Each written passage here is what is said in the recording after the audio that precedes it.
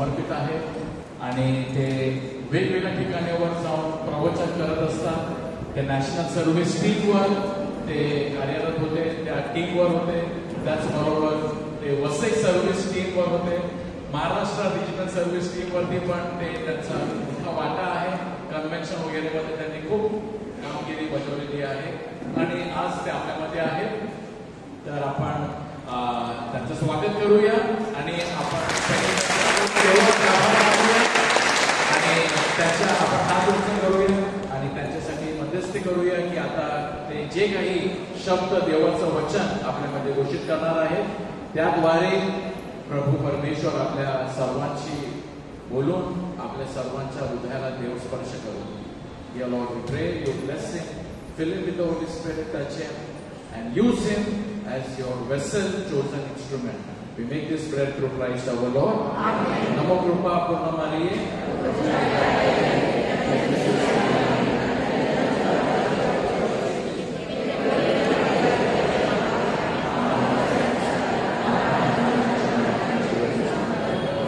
Praise the Lord. Hallelujah. Hallelujah. माझ्या प्रियमित्रांनो, देवाचा शब्द आम्हा सगळ्यांच्या पावलांसाठी दिवा आणि मार्गासाठी प्रकाश आहे. Praise the Lord. स्तोत्र 109 वचन 105. तुम्ही याच्यावर विश्वास ठेवताय? किती जण विश्वास ठेवताय की हा देवाचा शब्द आपल्या जीवनासाठी प्रकाश आहे? सगळेजण. कारण ह्या देवाच्या शब्दासाठी जो प्रभू येशू ख्रिस्त स्वतः आहे. प्रारंभिक शब्द होता, योहान 1:1. प्रारंभिक शब्द होता आणि शब्द देवासह होता, शब्द देव होता. म्हणजे देवाचा शब्द येशू ख्रिस्त आहे आणि देवाच्या पवित्र आत्म्याने लिहिलेला हा शब्द सुद्धा पवित्र आत्म्याद्वारे प्रभू येशू ख्रिस्ताचा जन्म पवित्र मरियेद्वारे आणि देवाच्या आत्म्याद्वारे अनेक लेखकांच्या द्वारे उतरलेले हे पुस्तक आहे. तर देवाचा शब्द आम्हा सगळ्यांना मार्गदर्शन करतो. आज मला जो विषय आहे तो विषय थोडासा नाजूक आहे. Praise the Lord. आणि विषय नाजूक आहे कारण हा विषय कोण हाताळत नाही आणि ह्या विषयावर कुठे बोललं जात नाही. परंतु आज मी तुम्हाला जे काही सांगणार आहे ते स्वतःच सांगणार नाही, तर हा जो देवाचा शब्द आहे तो आपल्याला काय सांगतो, ख्रिस्त सभा आपल्याला काय सांगते आणि देवाचा शब्द आपल्या जीवनासाठी कसा प्रकाश आहे ते आज आपण पाहणार आहोत. आणि म्हणून आजचा विषय आहे, म्हटलं नाजूक विषय आहे आणि विषय असा आहे, ख्रिस्ती लोकांनी दारू प्यायची की नाही. Praise the Lord. अतिशय नाजूक विषय आहे, त्या विषयावर कधी बोललं जात नाही. प्रिय बंधू, गेल्या महिन्यामध्ये मी एका आजारी माणसाच्या भेटीसाठी गेलो आणि जसं मी त्या माणसाच्या खोलीमध्ये प्रवेश केला तर तो माणूस असं काहीतरी करत होता. असा हात त्याचा गोल गोल असा त्याच्या डोक्यावर फिरत होता. तर मला वाटलं मच्छर वगैरे असेल तर मच्छर असं खाडत असेल किंवा मच्छर मारत असेल. परंतु मी तिथे त्याच्या बाजूला उभा आहे, त्याच्याशी बोलत आहे, परंतु त्याचा हात काही थांबत नाही. मग मी त्याला विचारलं, काय करतोय, हात खाली घे. तो म्हणतो ते माझ्या हातात नाही, माझा हात माझ्या हातात नाही, कारण माझा हात माझ्या मेंदूच्या हातात आहे आणि माझा मेंदू माझा हात खाली करत नाही, मी काहीच करू शकतो. तुम्ही विचार करा की एका माणसाचा हात असा गोल गोल फक्त फिरतोय. मी त्याला विचारलं, तू झोपतो कसा? तो म्हटलं, कुठली झोप ब्रदर, झोप पण सोडा, मी खाटेमध्ये पडू सुद्धा शकत नाही कारण माझा हात फिरतोय. सकाळी पहाटे 2 वाजता 3 वाजता डोळा लागला तर लागला, पण परत माझी झोप उडते, मी काय करू? ही सत्य परिस्थिती आहे. प्रिय बंधू, दुसऱ्या एका कुटुंबामध्ये मी गेलो. त्या कुटुंबामध्ये तो तरुण मला सांगत होता की माझी बायको माझ्याबरोबर राहते.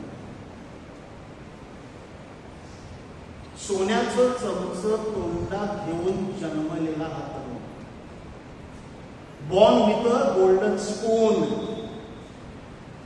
कळलं तुम्हाला? इतकी श्रीमंती. बायकोला विचारलं का त्याच्याबरोबर राहत नाही. म्हणतो हा प्रचंड दारू.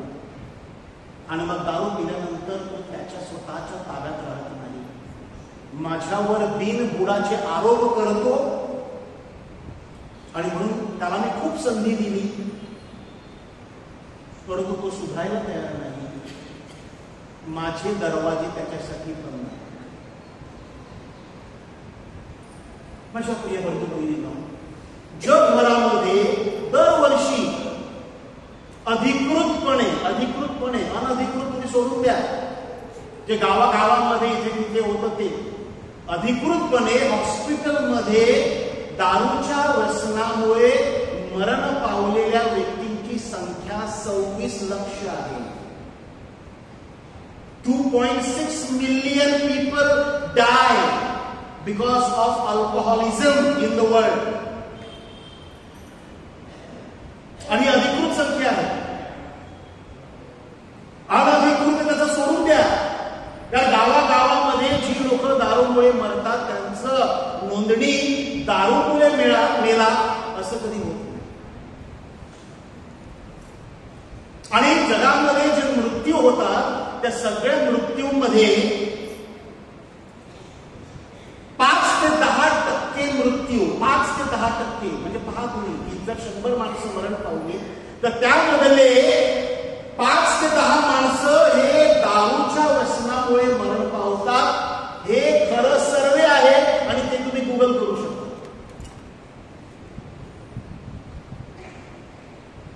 आणि मग प्रश्न पडतो की आपण ख्रिस्ती लोकांना आपली श्रद्धा आणि ज्या देवाच्या वचनावर आपण विश्वास ठेवतो ते देवाचं वचन आपल्याला काय सांगतं आणि काय शिकवतं, तर देवाच्या वचनाकडे आपण थोड्या वेळ वळूया. स्तोत्र 104 वचन 15 मध्ये आपल्याला सांगितलेलं आहे, Psalm 104 verse 15, की मनुष्याच्या मनाला आनंदित करणारा द्राक्षारस आहे. Wine gladdens the spirit. आता हे ऐकून काही लोकांना बरं वाटणार आहे. मनुष्याच्या अंतःकरणाला आनंदित करणारा द्राक्षारस. दुसरे एक आनंदाचं वचन तुम्हाला मी सांगतो. संत पौलचा सगळ्यात धाकटा शिष्य, तरुण शिष्य तिमोथी, लहान मुलगा, तरुण मुलगा, तर तिमोथीला संत पौलने जे पत्र पाठवले, 2 पत्र पाठवलेली आहेत, ती बायबलमध्ये आहे. पहिल्या पत्रामध्ये अध्याय 5 आणि वचन 23 मध्ये संत पौल तिमोथीला सांगतो की अरे बाबा, तू फक्त पाणी पिऊ नको, तर तुला जे पोटाचं दुखणं आहे आणि वारंवार तुला जे दुखणं होतं त्यासाठी थोडासा द्राक्षरस घेत जा. दुसरी एक आनंदाची बातमी की आम्ही पिऊ शकतो. संत पौलने सांगितलेलं आहे, स्वतःच्या शिष्याला सांगितलेलं आहे. दुसऱ्या बाजूला पण माझ्या प्रिय बंधू, बायबलमध्ये साधारण द्राक्षरस हा शब्द 140 वेळा आलेला, 140 times the word wine has come in the Bible. आता हे 2 वचनं द्राक्षरसाला पुरस्कृत करणारी अशी 2 वचनं. परंतु दुसऱ्या बाजूला आपण पाहूया नीतिसूत्रे अध्याय 20 आणि वचन 1 मध्ये, Proverbs chapter 20 and verse 1, तिथे सांगितलेलं आहे की द्राक्षरस हा चेष्टा करणारा आहे. आणि मद्य, आता मद्य म्हणजे दारू. बायबलमध्ये दोन्ही शब्द वापरलेले आहेत. दारूसाठी बायबलमध्ये शब्द आहे स्ट्रॉंग ड्रिंक आणि द्राक्षरसासाठी शब्द आहे वाईन. तर द्राक्षरस, वाईन इज अ मॉक म्हणजे चेष्टा करणारा आहे. आणि स्ट्रॉंग ड्रिंक इज अ ब्राउलर. मद्य हा गलबला करणारा आहे. प्रिय बंधू भगिनींनो, द्राक्षरस चेष्टा करणारा म्हणजे एखादी व्यक्ती जेव्हा द्राक्षरस पिऊन जिंकते त्यावेळेला सगळेजण तिची चेष्टा करत असतात.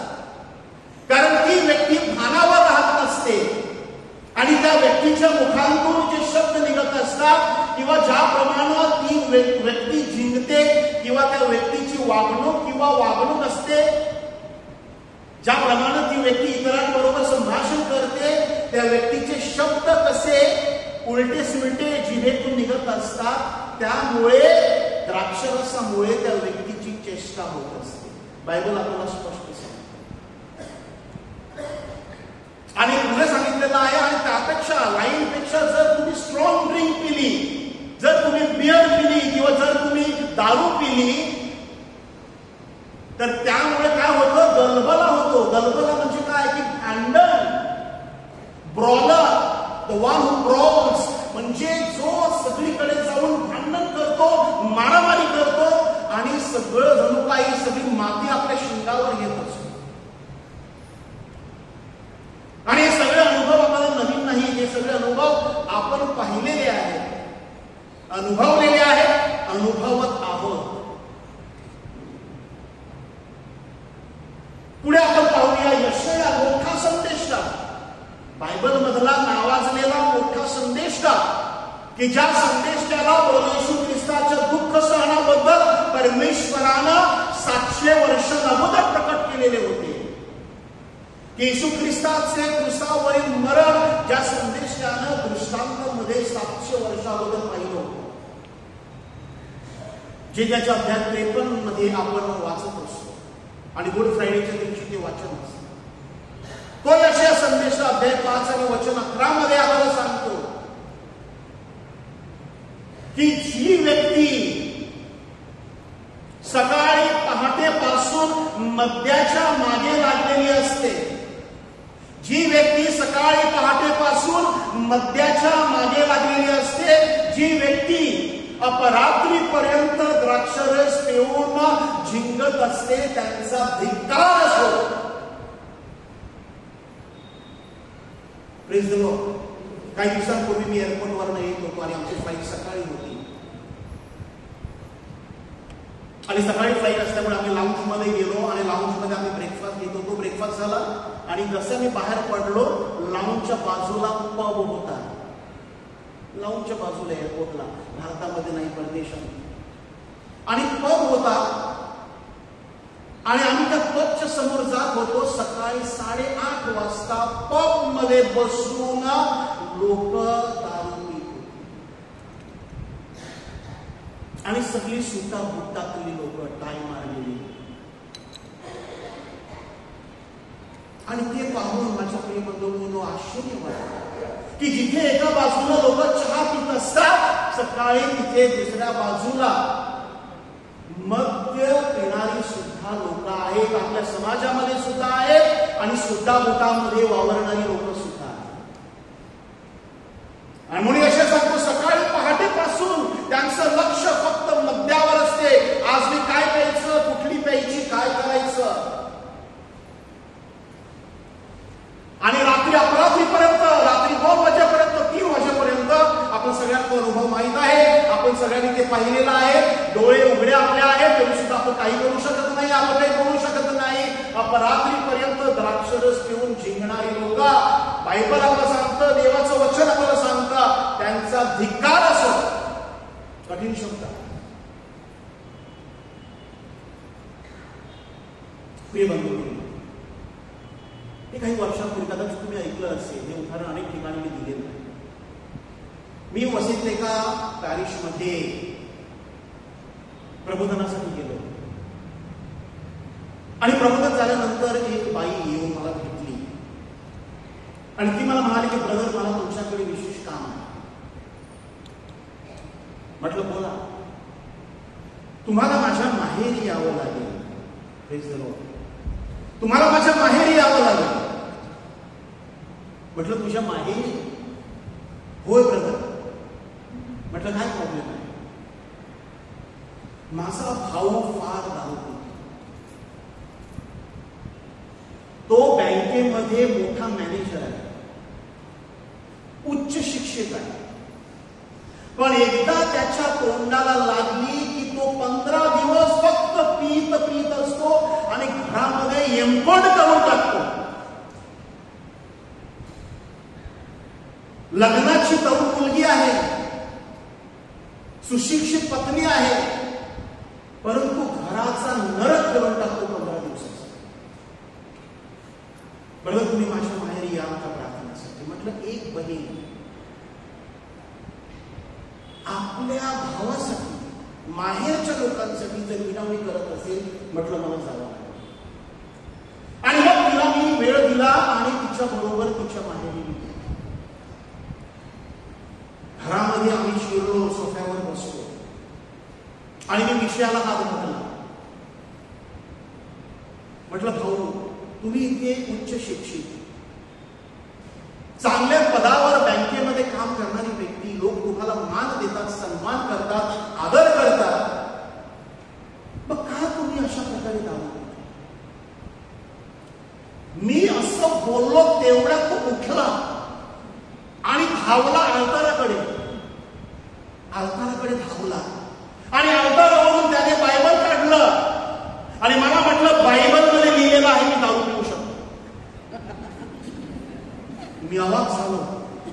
अरे मला तर हा बायबलचा भाग दाखवत आहे, आता ह्याला मी काय सांगायचं? बायबल मध्ये लिहिलेलं आहे आम्ही दारू पिऊ शकतो. येशूनं काना इथे पाण्याचं द्राक्षरस केलं. येशूनं काना इथे लग्नाच्या वेळेला पाण्याचं द्राक्षरस केला.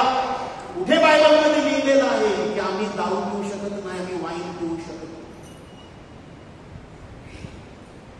प्रियबंधूंनो, बरं होतं मला थोडासा बायबलचा अभ्यास होता, नाहीतर मला तिथून पळ काढावं लागलं असतं. मी त्याला तुझं झालं म्हणून आणखी कुठे लिहिलं आहे का बायबल मध्ये? नाही, मी एवढंच वाचलेलं आहे. ते वाचलं कुठे होतं त्याला कोणीतरी सांगितलं होतं. बायबल वाचणारे आपल्याकडे कुठे आहे?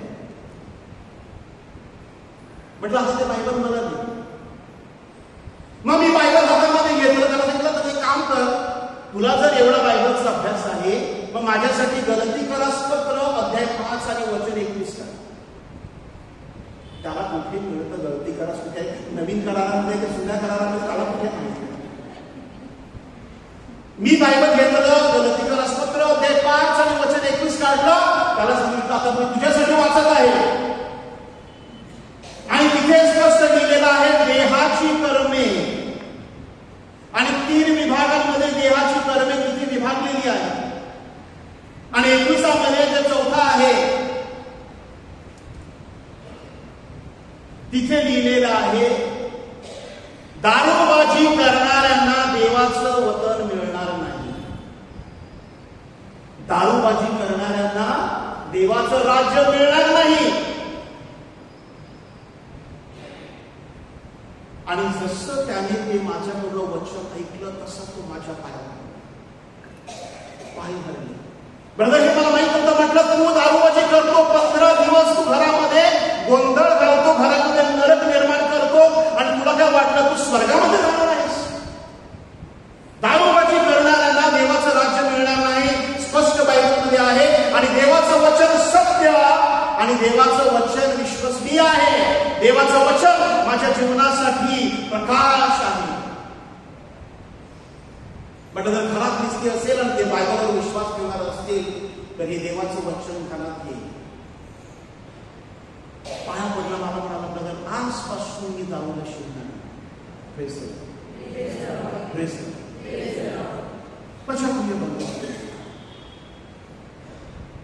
दारूबाजीचे अनेक धोके आहेत. बायबलमध्ये स्पष्ट सांगतो, कुठेही लिहिलेलं नाही की आपण वाईन प्यायची नाही. लोक आपल्याला काना येथील लग्न समारंभाविषयी सांगत असतात आणि त्याचा आधार घेऊन सांगतात की आपण ख्रिस्ती लोकांनी वाईन पिली, दारू पिली, आणि आपल्या संस्कारांमध्ये, साक्रामेंटांमध्ये, आपल्या सोहळ्यांमध्ये जर आपण असं मद्याचं वाटप केलं तर त्यात काही वावलं नाही, कारण बायबलमध्ये तसं आहे. योहानाचं शुभवर्तमान अध्याय 2 आणि वचन 1 ते 11 मध्ये काना येथील द्राक्ष रसाचे देव, तो सत्य घटना आहे की तो दाखला नाहीये, सत्य घटना आहे. आणि मग मी विचार करतो की प्रभू येशू ख्रिस्तानं आपल्या प्रेषित कार्याला, मिनिस्ट्रीला जेव्हा सुरुवात केली तेव्हा सगळ्यात पहिला चमत्कार पाण्याचा येशूने एवढे चमत्कार केले, दुसऱ्या कुठल्या चमत्काराला येशूला आपल्या सुवार्थ कार्याची सुरुवात करता आली नाही.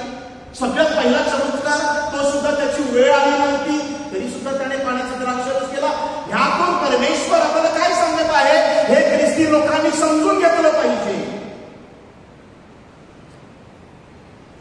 लोकांनी असं समजू नये की येशू ख्रिस्ताने पहिला चमत्कार पाण्याचा द्राक्षरस केला म्हणजे ख्रिस्ती लोकांसाठी द्राक्षरसाची गंगा मोकळी केली. मुळीच नाही.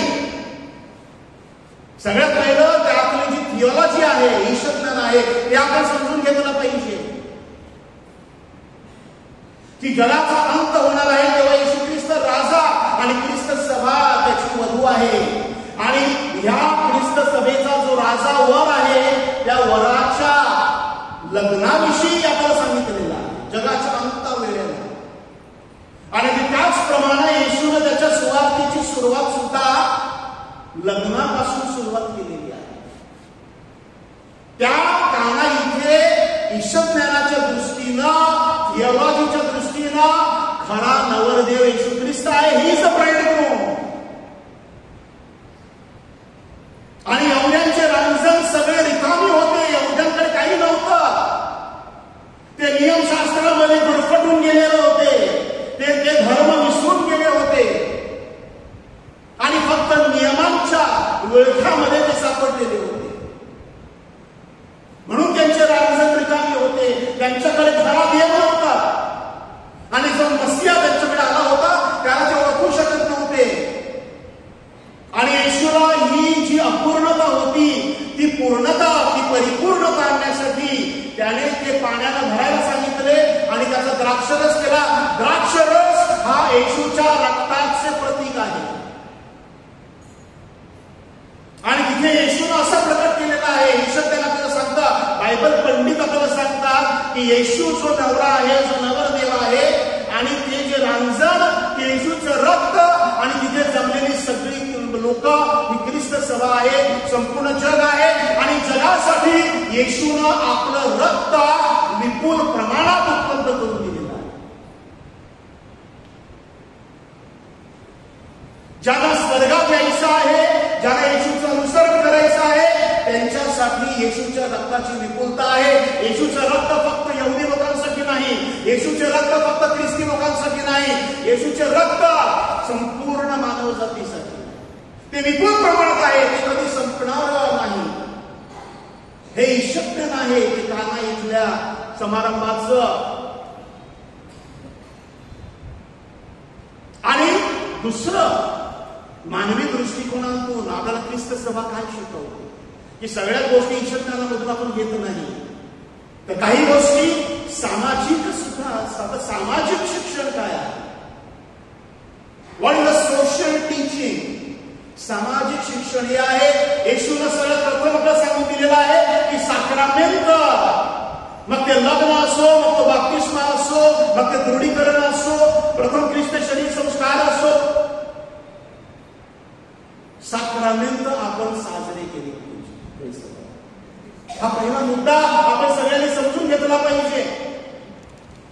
काही लोक सांगतात आम्ही साक्रामेंट साजरे नाही करत, आम्ही कोणाला बोलवत नाही, आम्ही कुठेतरी जाऊन गुपचूपपणे प्रार्थना करतो आणि मग आम्ही थोड्या लोकांमध्ये, गरिबांमध्ये आम्ही साजरा करतो. मुळीच नाही माझ्या प्रिय म्हणून, कारणच नाही. गरीब आपल्या बरोबर आहे, गरिबांना तुम्ही द्या, गरिबांना द्या. परंतु त्याबरोबर साक्रामेंट जी परमेश्वराची आपणाकडे वाहणाऱ्या कृपेचा जो झरा असतो ते साक्रामेंट आपण सगळ्यांनी साजरं केलं पाहिजे. आणि साजरीकरण तिथे कानाच्या लग्नाच्या वेळेला दाखवलेलं आहे. आणि म्हणून येशू ख्रिस्त स्वतः, पवित्र मरिया आणि येशूचे सारे प्रेषित तिथे उपस्थित.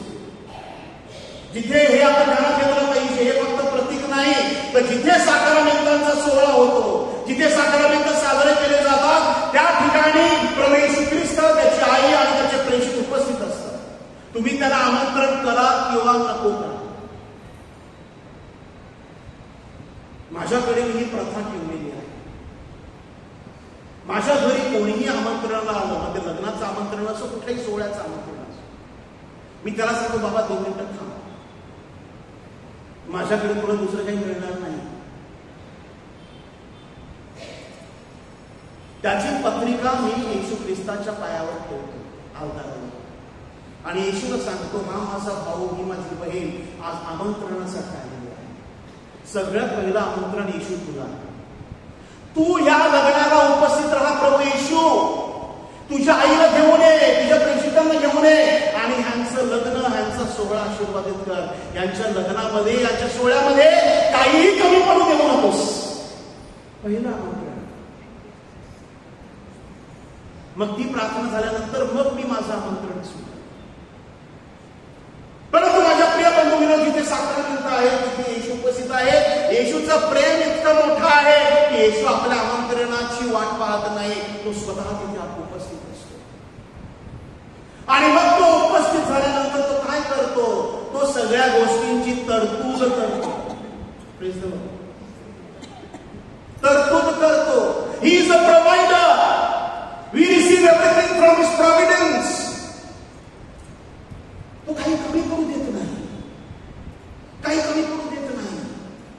आपल्याकडे अनेक परंपरा आहेत आणि परंपरेनुसार जर एखादी गोष्ट कमी पडली तर त्या व्यक्तीची नाराजगी होऊ शकते. अगदी त्याचप्रमाणे इस्रायलमध्ये तिथे जे क्लायमेट आहे, तिथे जे वेदर आहे, तिथे जी परंपरा आहे, त्या ठिकाणी द्राक्षरसाची वाढ करणं हे त्यांचं परंपरा होती, हे त्यांची नैसर्गिक जी जबाबदारी होती. आणि म्हणून द्राक्षरस तिथे कमी पडू नये पवित्र मयेला सांगितलं आणि त्यांनी तो द्राक्षरस केला. त्याचा अर्थ असा नाही की त्याने तिथे वाईनचं दुकान टाकलं. त्याचा अर्थ असा नाही की त्याने सगळ्यांना लायसन्स दिलं पिण्याचं. त्याने तिथे तरतूद केली, त्याने तिथली गरज भागवली. आणि तोच येशू आपल्या जीवनामध्ये, आपल्या सोहळ्यामध्ये, आपल्या साक्रामेंटांमध्ये येऊन सगळी तरतूद करत असतो. जिथे आपण 800 लोकांचं प्लॅनिंग करतो, 1000 लोक येतात, पण तो पाहतो की जेवण कमी पडत नाही. आणि मग आपण सांगतो देवाची कृपा होत नाही, कारण देवाचं प्रेम फार मोठं आहे. आपण किती पापी असो, आपल्या पापापेक्षा देवाचं प्रेम मोठं आहे. आणि म्हणून माझ्या प्रिय बंधूंनो, आपण सोहळे केले पाहिजे. आपल्या सोहळ्यांना आपण प्रभूला आमंत्रण केलं पाहिजे. आणि मग प्रभू आल्यानंतर त्या सगळ्या सोहळ्यांची तरतूद करतोस. तर हे आपण कानाच्या लग्नाच्या त्या प्रसंगामधून आपण धडा घेतला पाहिजे. आपण त्यातलं ईशज्ञान समजलं पाहिजे आणि त्यातलं आपण सामाजिक शिक्षण सुद्धा समजून घेतलं पाहिजे. प्रिय बंधू, का व्यसन करू नये? व्यसन का करू नये? एखादी व्यक्ती जेव्हा दारूबाजी करते किंवा जिंकते, त्यामुळे परिणाम काय होतो? आता पुढच्या भागाकडे आपण जाऊया. आणि हे तर फार कठीण आहे. हे तर फार कठीण. सगळ्यात पहिला आपण जाऊया करंथीकरास पहिलं पत्र, अध्याय 3 आणि वचन 16 आणि 17. करंथीकरास पहिलं पत्र, 1 Corinthians chapter 3 verse 16 and 17. संत पौल करंथच्या मंडळीला सांगतो, तुम्हाला ठाऊक नाही का? तुम्हाला ठाऊक नाही का की तुमचं शरीर हे देवाच्या आत्म्याचं मंदिर आहे आणि देवाचा आत्मा त्यामध्ये वास करतो. बाप्तिस्मा घेतलेल्या प्रत्येक व्यक्तीचं शरीर हे देवाचं मंदिर आहे आणि देवाचं मंदिर हे पवित्र आहे. आणि देवाचं मंदिर पवित्र असल्यामुळे त्याच वचनामध्ये करंथीकरास पहिलं पत्र अध्याय 3 वचन 17 मध्ये सांगितलेलं आहे, परमेश्वर म्हणतो, जो या मंदिराचा नाश करतो मी त्याचा नाश करीन. Praise the Lord. हे समजून घ्या, आपलं शरीर हे देवाचं मंदिर आहे आणि ज्या ज्या गोष्टींमुळे या शरीराचा आपण नाश करतो, म्हणजे देवाच्या मंदिराचा आपण नाश करतो, परमेश्वर स्पष्ट शब्दामध्ये सांगतो, मी त्याचा नाश करीन. आय विल डिस्ट्रॉय हिम. म्हणजे फक्त शरीराचा नाश नाही, म्हणजे जी दारूबाजी करतात आणि आपल्या शरीराचा नाश करतात, लिव्हर स्क्लेरोसिस होतात, इंटरनल ब्लिडिंग होते आणि जी लोक मरण पावतात, जे आपल्या शरीराचा म्हणजे देवाच्या मंदिराचा नाश करतात, करता देव म्हणतो मी त्यांचा नाश करेन, म्हणजे देव त्यांच्या आत्म्याचा सुद्धा नाश करेल आणि देव आपलाच नाश करणार. आणि म्हणून पौल म्हणतो की तुम्हाला देवाचं राज्य प्राप्त होणार नाही. हे ध्यानात घ्या. अनेक गोष्टींद्वारे या शरीराचा आपण नाश करत असतो. त्यामधलं व्यसन, दारूचं व्यसन हे एक असं कारण आहे. दुसरी अनेक कारण आहेत आणि त्या सगळ्या कारणांमुळे ज्या ज्या गोष्टींमुळे या शरीराचा आपण नाश करतो, आपल्याला त्याची माझ्या प्रिय बंधू भगिनींनो फार महाग पडतं आणि ते भोगावं लागतं. ते भोगावं लागतं. आता महत्वाचा मुद्दा, शेवटचा मुद्दा, की आपण सोहळ्यांच्या वेळेला साक्रामेंट जेव्हा आपण साजरे करतो तेव्हा आपण मद्याचा वाटप करायचा की नाही. पहिला भाग कुठला होता? ख्रिस्ती माणसानं दारू किंवा वाईन प्यायची की नाही. इथे स्पष्ट आहे. मी परत एकदा सांगतो, बायबलमध्ये कुठे लिहिलेलं नाही की आपण वाईनचं वाटप करू नये. वाईन प्रमाणामध्ये घेतली तर त्याला कुठेही आक्षेप नाही. If you drink moderately there is no objection. स्पष्ट आहे. पण प्रमाण काय हे कोण ठरवणार? प्रमाण काय हे कोण ठरवणार? Who will decide what is moderate drinking? कोणासाठी 4 पटियाला हे सुद्धा मॉडरेट ड्रिंक होऊ शकतं. तो ठाऊक असेल ना इथे पुरुषमध्ये असेल पटियाला म्हणजे काय. तर कोणासाठी 4 पटियाला पण मॉडरेट ड्रिंकिंग होऊ शकतं. एका माणसाने विचारलं, मोठा हुद्द्यावर काम करायला दुबईला वगैरे जाऊन आलेला व्यक्ती, सगळी नोकरी बिकरी सोडली, सकाळपासून संध्याकाळपर्यंत झिंगत असतो, सुटा फुटा तुला.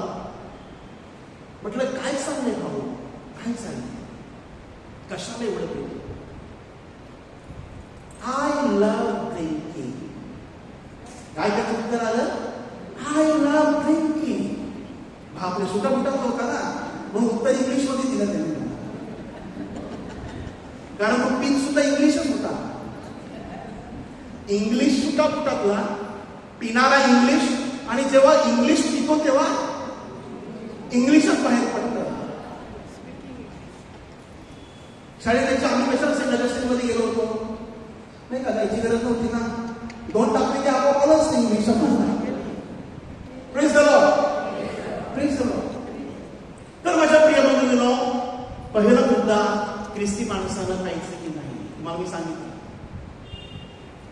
दुसरा मुद्दा, सोहळ्यामध्ये त्याचं वाटप करायचं की नाही. आता आपल्याकडे अनेक सोहळे सुरू होणार आहे नाही का. पाऊस आता संपण्याचं नाव घेत नाही, पण तो संपेल. पाऊस संपला की मग आपल्याकडे दुसरा पाऊस सुरू होतो, रंगीत पाऊस. Praise the Lord, praise the Lord. आणि कदाचित देवानं त्यामुळे हा विषय मला दिला असेल. हा विषय नवा आहे माझ्यासाठी सुद्धा. प्रिय बंधू, एक तुम्हाला खरं उदाहरण सांगतो. नव्यानं ख्रिस्ती झालेली एक व्यक्ती, माहिती आली ईस्टरच्या दिवशी अनेक अख्रिस्ती लोक ख्रिस्ती होत असतात, त्यांना बाप्तिस्मा दिला जातो. मग त्यामध्ये काही दुसऱ्या धर्मातून आपल्या धर्मामध्ये लग्न करून आलेले असतात किंवा इतर धर्मीय असतात, ज्यांनी स्वखुशीनं कुठल्याही प्रकारचा दबाव न आणता स्वखुशीनं ज्याने ख्रिस्ताला स्वीकारलेला आहे त्यांना ख्रिस्त सभा बाप्तिस्मा देत असते. ख्रिस्त सभा कधीही कोणावर धर्मांतरण करण्याचा कुठल्याही प्रकारचा प्रयत्न करत नसते, कारण ख्रिस्ताला स्वीकारणं हे प्रत्येकाचं स्वातंत्र्य आहे. तर नव्यानं ख्रिस्ती झालेली एक व्यक्ती, एक बाई मला भेटली, नव्यानं ख्रिस्ती झालेलं कुटुंब, आणि ती बाई मला सांगत होती, ब्रदर मैं क्यों ख्रिस्ती हो गई, मैंने ईसाई धर्म क्यों किया, क्यों लिया, क्यों स्वीकारा. मतलब ऐसे क्या बात कर रही थी? आपको क्रिस्त मिला, आपने खुद क्रिस्त को स्वीकारा. क्रिस्त के आपने अनेक चमत्कार देखे, तू सगळं काही ख्रिस्ताचे इतका चांगला अनुभव आहे तुला, आणि स्वखुशीनं तुम्ही सगळे जर ख्रिस्ती झाले, मग तू आता मला काय सांगत आहे की मी पुन्हा केला ख्रिस्ती होऊन. म्हटलं काय झालं? ब्रदर मैं क्या बताऊं आपको, मेरा पति कभी भी दारू पीता नहीं था. कधीही माझा नवरा दारूला शिवत नव्हता. पण आम्ही एका ख्रिस्ती लग्नासाठी गेलो होतो. आम्हाला आमंत्रण होतं आणि आम्ही ख्रिस्ती लग्नामध्ये गेलो आणि तिथे टेबलावर माझा नवरा बसला होता. मी स्त्रियांमध्ये बसली होती, कारण त्यांच्यामध्ये परंपरा आहे की स्त्रिया पुरुषांमध्ये बसत नाही. तर तो नवरा पुरुषांमध्ये बसला आणि ही बाई स्त्रियांमध्ये बसली. आणि तो जिथे टेबलावर बसला होता त्या टेबलावर खंबा होता.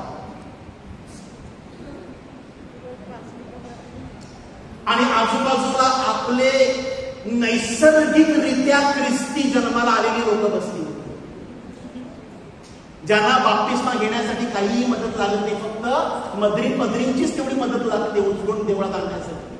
बाकी ख्रिस्ती होण्यासाठी कुठली मेहनत करावी लागत नाही. आणि त्यांनी त्याला विचारलं, भाऊ थोडी घेणार का? भाऊ म्हणतो, नाही, हम नहीं पीते. क्या भाई, अब आप क्रिश्चियन हो गए, अभी लेना पड़ेगा, ये तो हमारी परंपरा है. तो सांगत होता, नाही, परंतु ते काय ऐकले नाही. आणि त्यांनी त्याला एक घोट दिला, एकच त्याला घोट दिला. भाऊला आवडली. आता एकानं दिला, आता बाजूला बसलाय तो सांगतो त्याचा पिला मग माझा पण पाहायला लागेल. दुसऱ्यानं दिला, तिसऱ्यानं दिला. ब्रदर उस दिन से पहा गेला, जाणारच तो जाणारच. कारण इथे येण्यासाठी, या टीचिंगला इथे येण्यासाठी मला किती त्रास झाला हे तुम्हाला मी सांगितलं नाही. कारण हे वचन सहसा आपल्या लोकांपर्यंत सैतान पोहोचू देणार नाही. तर त्याला माहित आहे सगळे जण माझ्या पागामध्ये सापडलेले आहेत. आता वसईकरांच्याकडे पाग नाही का, आमच्या चुळ्यात आहेत, 2-4 आहेत अजून वलगणीची चिवडी पकडायला. ब्रदर उस दिन से मेरा पति बेवड़ा बन गया. तो त्याच्या जी तोंडाला लागली त्या दिवसापासून तो दारूच्या आहारी गेला. आणि म्हणून त्याची बायको सांगत होती की कपाळ माझे, आम्ही होतो ते बरे होतो, कशाला आम्ही ख्रिस्ती झालो आणि या ख्रिस्ती लोकांच्या सानिध्यामध्ये गेलो, त्यामुळे माझा नवरा बेवडा झाला, माझं कुटुंब उद्ध्वस्त होईल. ही खरी परिस्थिती आहे. आज आपले सगळे तरुण मुलं, शाळेत जाणारी मुलं, कॉलेजमध्ये जाणारी मुलं, हे तो पहिला घोट लग्नामध्ये घेत असतात, आपल्या साक्रामेंटांमध्ये घेत असतात. कारण तिथे त्यांना संधी असते, तिथे कोण पाहत नाही. सगळी तरुण मुलं एकत्र बसलेली असतात, घोळक्यामध्ये असतात. काही जण असे हातामध्ये घेऊन पायाजवळ सुद्धा ठेवत असतात. आता बायबल काय सांगते ह्याबद्दल? तुम्हाला सांगितलं, देवाचं वचन माझ्या मार्गासाठी प्रकाश आहे, तो माझ्या पावलांसाठी दिवा आहे. देवाचं वचन काय सांगतं? करंथीकरास पहिलं पत्र अध्याय 8 आणि वचन 12. करंथीकरास पहिलं पत्र अध्याय 8 आणि वचन 12 मध्ये स्पष्ट सांगितलेलं आहे की तुम्ही जेव्हा एखाद्या बंधू विरुद्ध किंवा बहिणी विरुद्ध पाप करता, त्यांच्या दुर्बळ सत्सद विवेक बुद्धीला धक्का पोचवता, तेव्हा तुम्ही ख्रिस्ताविरुद्ध पाप करता. म्हणजे आपण जेव्हा सोहळ्यांमध्ये अशा प्रकारचे मद्य वाटप करत असतो, तेव्हा दुर्बळ सत्सद विवेक बुद्धी किंवा दुर्बळ विश्वास कोणाचा असतो? जे नव्यानं ख्रिस्ती झालेले असतात किंवा जी लहान मुलं असतात, तरुण मुलं असतात. त्यांची परिपक्वता नसते, त्यांची प्रगल्भता नसते, त्यांची मॅच्युरिटी नसते. ते पाहतात, अरे माझा डॅडी पीत आहे, माझा काका पीत आहे, माझा मामा पीत आहे, आमचे सगळे सोयरे पीत आहे, म्हणजे काहीतरी चांगलं असेल.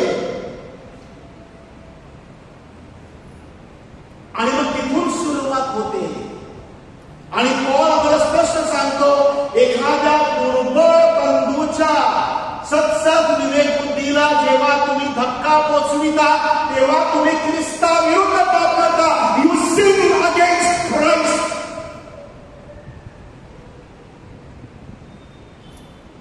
हे ख्रिस्ताविरुद्ध पाप आहे. तो जो बेवडा झाला त्या बेवड्याचं पाप त्याला लागणार नाही, तर ज्या 4 लोकांनी त्याला पाजली त्या 4 ते पाप भोगावं लागलं. आणि त्याही पलीकडे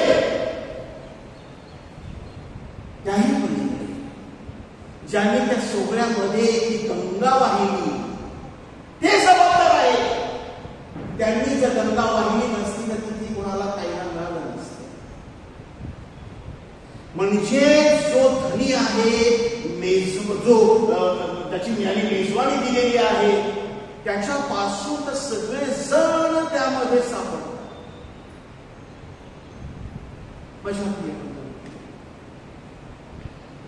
संत पौल करंथीकरास पाठवलेलं पत्र अध्याय 6 वचन 12. पौल सांगतो की सगळं काही हितकारक आहे. सगळ्या गोष्टी, अनेक गोष्टी हितकारक आहेत. अनेक गोष्टींची आपल्याला मोकळीक आहे. We have the freedom. अनेक गोष्टींमध्ये मोकळीक आहे. परंतु सगळ्याच गोष्टी आपल्यासाठी चांगल्या आहेत असं नसतं.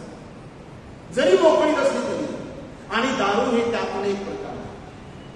जरी पौल तिथे करंथीकरास 8, 9, 10 मध्ये मूर्त्यांना वाहिलेल्या पदार्थांविषयी लिहित आहे, परंतु मूर्त्यांना वाहिलेले पदार्थ आणि आज आपण जो विषय घेतलेला आहे त्यामध्ये विशेष काही फरक नाही.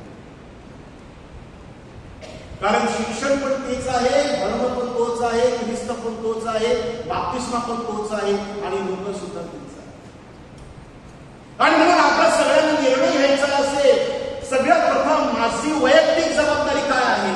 शेवटचं वचन करंथीकरास पहिलं पत्र अध्याय 10 वचन 31 मध्ये पौल सांगतो, तुम्ही जे काही खाता, तुम्ही जे काही पिता, तुम्ही जे काही करता ते सगळं देवाच्या गौरवासाठी करा. Do it for the glory of God.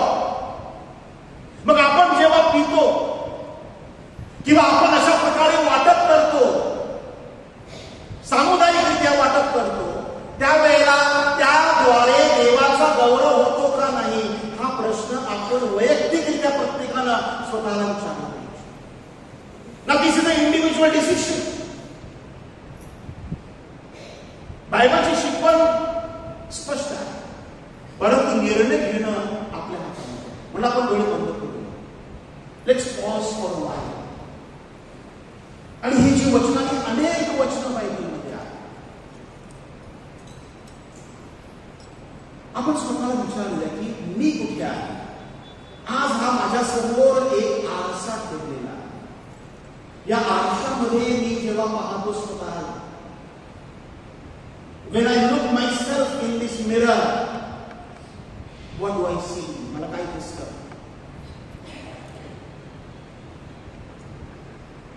माझं व्यसन,